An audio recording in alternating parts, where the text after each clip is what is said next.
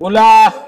Point of information असा आहे अध्यक्ष महाराज की काल मराठा आरक्षणासंदर्भात सर्वपक्षीय बैठकीचं आयोजन करण्यात आलेलं होतं अध्यक्ष महाराज या महाराष्ट्रामध्ये जातीच्या नावावरती तेढ निर्माण करण्याचे प्रयत्न होत आहेत अध्यक्ष महाराज. तेढ निर्माण होत आहे अध्यक्ष महाराज.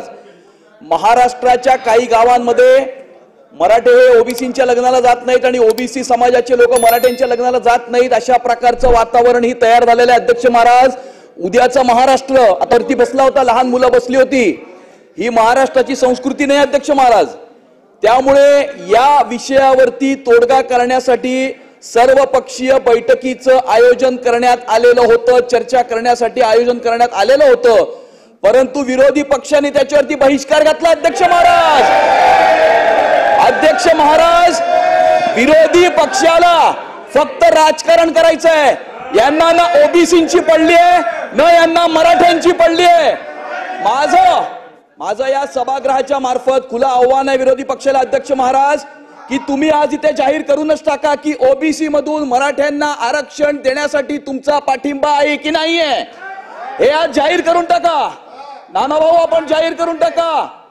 विरोधी पक्ष नेते आपण जाहीर करून टाका की ओबीसी मधनं मराठ्यांना आरक्षण देण्याकरता आपली भूमिका काय.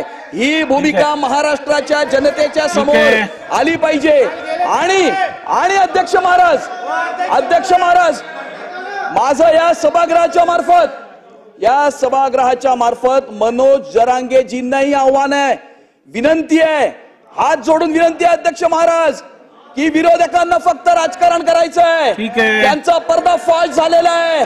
त्यांना जातीमध्ये तेढ निर्माण करायचंय. त्यांना या महाराष्ट्रामध्ये सलोख्याचं वातावरण हे बघवत नाहीये अध्यक्ष महाराज.